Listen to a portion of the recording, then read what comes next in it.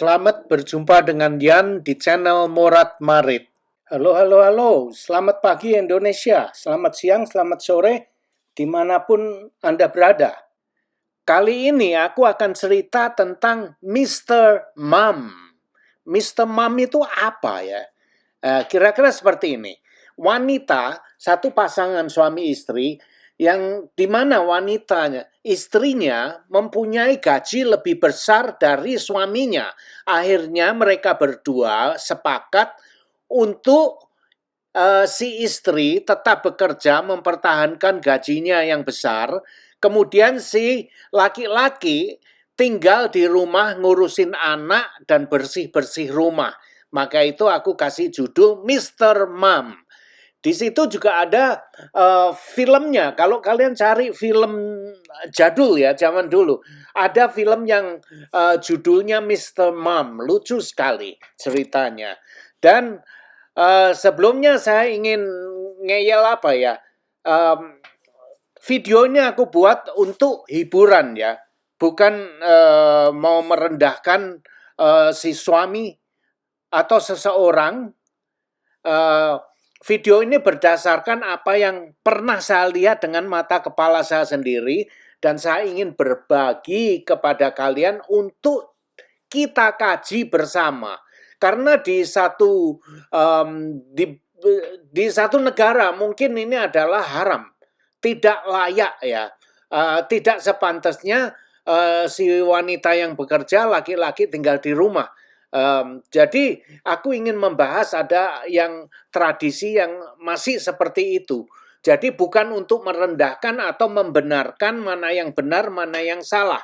Bukan ya, saya hanya ingin membahas tentang hal ini saja. Dan ini banyak terjadi di Amerika, di dunia barat ya. Terus kemudian background video ini aku ambil di kapal pesiar. Dan juga aku akan membicarakan tentang, simak ini ya. Nah ini, tentang Karda. Dia membicarakan tentang pengalaman dia main saham. Sangat menarik, kalian coba tonton videonya ya. Mungkin dia pernah bilang tentang saham di Indonesia itu lain ya. Dan tidak baik-baik saja itu. Ternyata ya, ini yang aku baru lihat ini di sini menarik. Ini cewek ini mengatakan IPO langsung tutup toko. Begitu buka IPO langsung perusahaannya tuh tutup. Coba lihat ini, dengar ini ya. Terus ada toko dicari IPO nih prospektus, alamatnya Gubuk.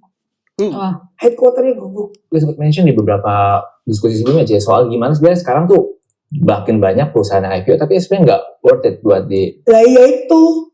Daripada ngurusi yang naik kena umat, ini loh berantas dulu. Perusahaan busuk bisa masuk IPO dulu. Perusahaan busuk bisa dapat duit publik itu, iya sih. Bisa nggak sih dipresentasikan dari berapa banyak perusahaan yang IPO? Sepertiga sih. Wow. Aja. Ini kalian lihat sendiri dia punya video ya. Linknya semua yang aku tayangkan di sini, linknya ada di deskripsi di bawah video aku ini. Kalian tonton sendiri. Ini juga mengerikan. Kehancuran bursa saham Indonesia yang narasinya itu ya Raymond Chin. Ini sangat menarik juga. Virus hari ini jatuhnya karena kebodohan kita sendiri. Puncaknya itu di hari setelahnya. Pas orang-orang paling berkuasa di sektor keuangan Indonesia, Ketua OJK, BI, dan deretan lainnya mundur serentak dalam satu hari. Kalau gue baca di media, ini bentuk tanggung jawab moral. Menurut gue bullshit lah. Gue tahu lah gimana cara kerja korporasi sama politik level atas. Orang-orang di level ini itu nggak mungkin mundur mah. Oke, kalian lihat sendiri. Linknya ada di deskripsi di bawah video aku ini ya. Aku juga nonton ini menarik. Nah ini adalah wanita Indonesia dulu dia kerja di Hong Kong. Kehidupan di Indonesia morat marit dia ini. Sangat menarik videonya. Terus dia dulu ikut budenya atau gimana. Dikira dia budenya itu orang baik. Dia percayai gitu ya. Terus dia ikut sana di sekolah kan ya pokoknya menarik ceritanya. Akhirnya dia bekerja di Hong Kong. Dia dapat duit, dia kerja di Hong Kong, dipercayakan uang dia itu dititipkan budenya. Nggak taunya diembat juga duitnya ya. Kasihan. Banyak terjadi seperti ini. Dan kalian tahu kenapa aku sharing video dia di sini ini? Karena supaya agar orang yang nonton di sini, banyak yang kerja di Hong Kong ya, agar kalian itu tidak tertipu. Dan kebanyakan yang nipu itu keluarganya sendiri. Tonton videonya, ini sangat menarik. Linknya ada di deskripsi video aku ya. Nah terus ini ada yang ngasih komentar ini. Menarik ini orang, ini Anita ini, pola pikir bukan seperti orang Islam, Mbak. Baca Al-Quran segala, nggak tahu, coba kalian klik ini, kalau kalian klik itu nanti ke video dia itu. Aduh, dia ini, aku hanya bertahan 4 menit nonton video dia ini karena ya dia mau justifikasi pembenaran atau membuktikan dirinya sendiri yang aku nggak mau mempromosikan dia itu. Padahal ya, dia bilang dia keturunan Ningrat, keturunan Raden segala macam.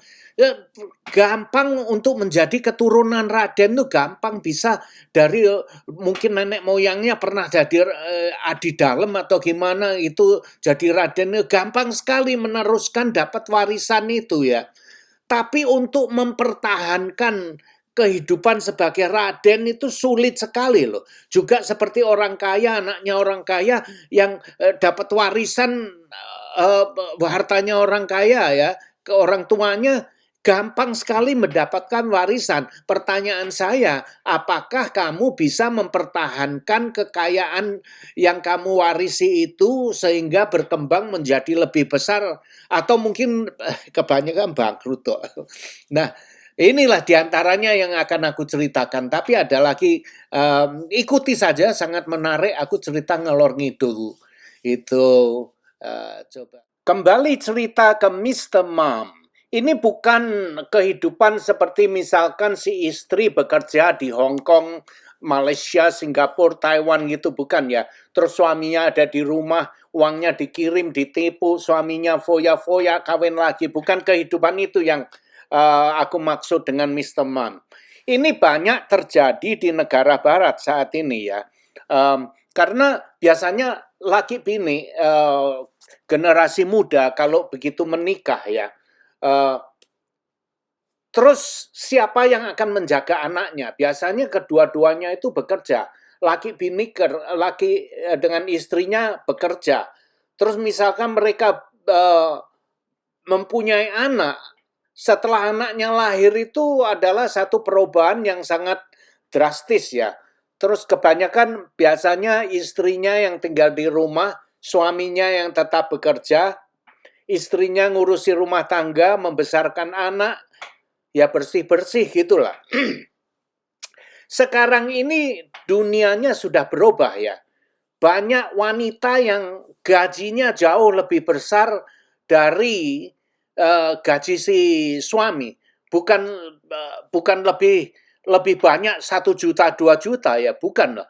Kadang ada yang sampai 2 kali lipat dari gajinya si suami. Nah, kalau gaji istri segitu besar, akhirnya karena ego, suaminya bilang biar saya yang bekerja, biar saya yang mencukupi kehidupan rumah tangga, itu kan konyol. Sedangkan istrinya gajinya jauh lebih besar dari dia. Nah, itu yang banyak terjadi di sini, istrinya gajinya besar, akhirnya mereka sepakat untuk si istri tetap mempertahankan gajinya itu, kemudian suaminya tinggal di rumah karena gajinya jauh lebih kecil, maka itu mereka sepakat seperti itu ya. Akhirnya ya bisa diterima lah. Si suami mengerjakan pekerjaan rumah tangga, tapi tidak mudah loh bagi suami yang biasanya kerja di luar, kemudian pulang di rumah tahu beres, dimasakkan istrinya, rumah sudah bersih, tiba-tiba sekarang dia yang harus mengerjakan semua itu. Jadi sering si suami menemui kesulitan selain ego dia terinjak-injak, dia juga tidak bisa menyelesaikan pekerjaan rumah tangga karena selama ini sebelum punya anak istrinya yang ngerjain nyuci pakaian itu ya, walaupun punya mesin dimasukkan di dalam mesin, tapi setelah dia tinggal di rumah dikira semua itu sepele ya. Ternyata dia sendiri nggak bisa cara menjalankan mesin cuci. Terus lagi harus bangun pagi, ngurusi anak, masak. Dikira masak itu mudah ya, gampang. Sulit. Apalagi yang nggak pernah masak.